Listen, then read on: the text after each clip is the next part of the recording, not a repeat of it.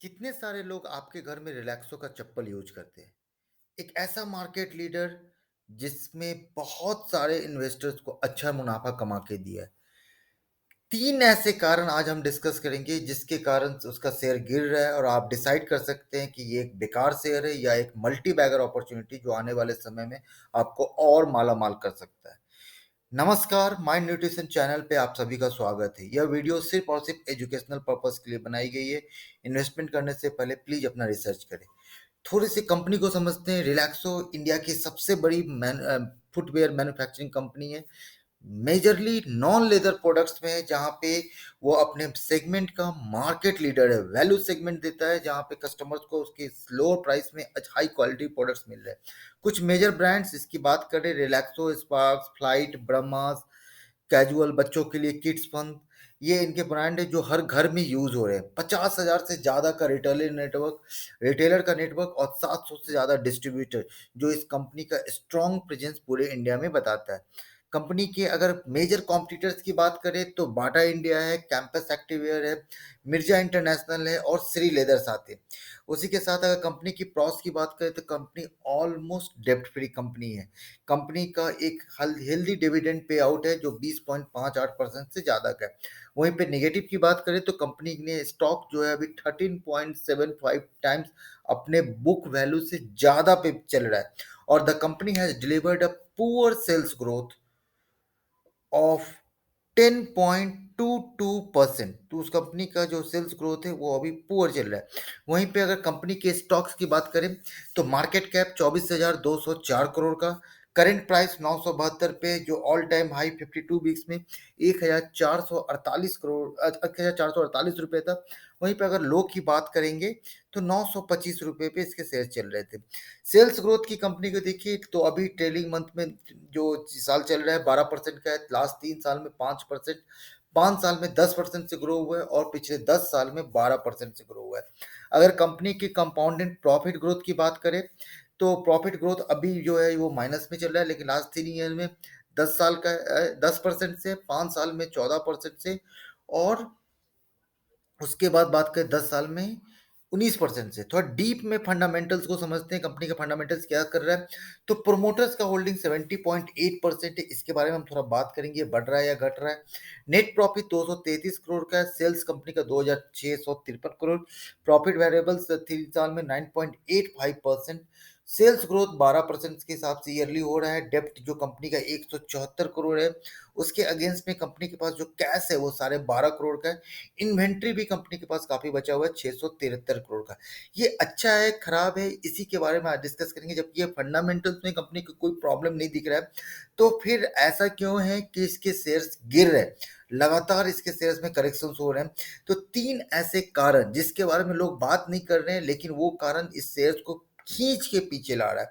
तो चलिए एक एक करके समझते हैं। सबसे पहला बात, कैश फ्रॉम ऑपरेटिंग एक्टिविटी। अगर लास्ट 5 क्वार्टर्स की हम बात करें, यहाँ पे 5 से 6 क्वार्टर का डेटा लिया गया है, तो आप देखिए कंपनी 2017 मार्च में 180 करोड़ रुपए कैश फ्रॉम ऑपरेटिंग एक्टिविटीज कमा रही थी। वही अभी मार्च 2018 में 154 करोड़, मार्च 2019 में 123 करोड़, मार्च 2020 में 319 करोड़, मार्च 2021 में 513 करोड़, काफी अच्छा बढ़ा था।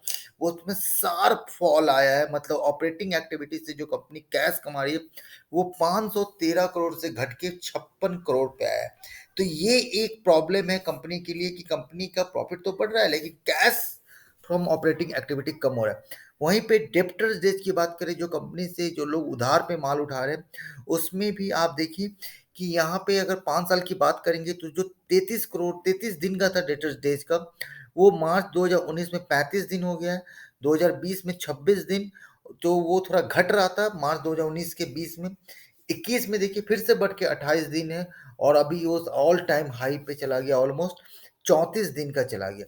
वहीं पे जो कंपनी का इन्वेंट्री है, क्योंकि हम लोगों ने अभी थोड़ी देर पहले बात की कि कंपनी का इन्वेंट्री 673 करोड़ का है, तो कंपनी ने जो गुड्स बना लिया है प्रोडक्शन के लिए, वो देखिए वो कंपनी के पास काफी दिनों तक बच रहा है।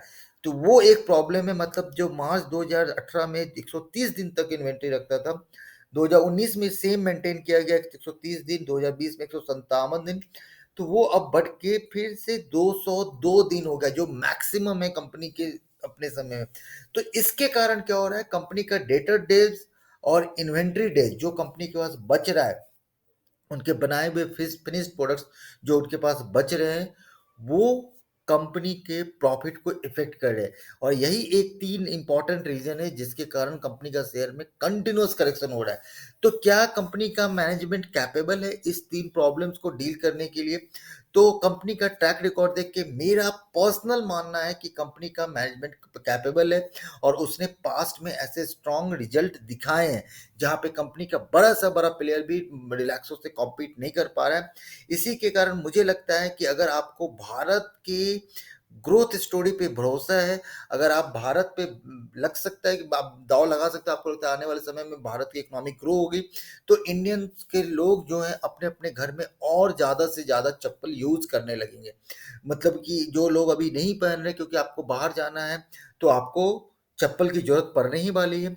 और कंपनी जिस तरीके से वैल्यू सेगमेंट से अपने थोड़े से ब्रांडेड प्रोडक्ट में स्पार्क्स स्पार्क्स और ये जो ब्रह्मा जी, ये सब जो मॉडल से आ रहा है, तो उससे कंपनी का स्टॉक स्ट्रांग बढ़ेगा। और ये सिर्फ मेरा मानना नहीं है, ये कंपनी के प्रोमोटर्स भी देखिए, जो कंपनी में मार्च 2021 यहाँ पे ये क्वार्टरली दिखा रहा है, 2021 में 70.92% था। प्रोमोटर्स का होल्डिंग अभी ऑलमोस्ट उतना ही है, 70.78। मतलब प्रोमोटर्स को भी कंपनी के ग्रोथ पे भरोसा है। वहीं पे अगर एफआईआईज की बात करें, तो वहां पे थोड़ा सा करेक्शन हुआ है, लेकिन जिस तरीके से पूरा मार्केट में गिरावट आ रही है, और जिस तरीके से पिछले 3-4 महीने में एफआईआईज ने इंडियन मार्केट से पैसा निकाला है, तो उतना मेजर इफेक्ट तो यहाँ कंपनी पे नहीं दिख रहा है। आप देखिए यहाँ पे 3.88% जो एफआईआईज के पास होल्ड था मार्च 2021 में, वो मार्च 2022 में थोड़ा सा करेक्ट होकर 3.22% है। मतलब एफआईआईज का भरोसा इस कंपनी पर अभी भी बना हुआ है।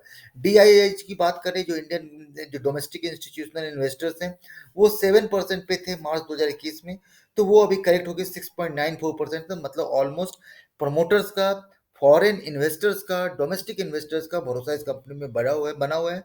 वहीं पे जो रिटेलर्स हैं हमारे आपके जैसे, उन्होंने तो अपने शेयर्स को बाई ऑन डिप स्ट्रेटजी पे शायद अपना सेल्स ज़्यादा, परचेज ज़्यादा करते जाए। जो पहले 18.20% था, वो बढ़ के 19.06% हुआ।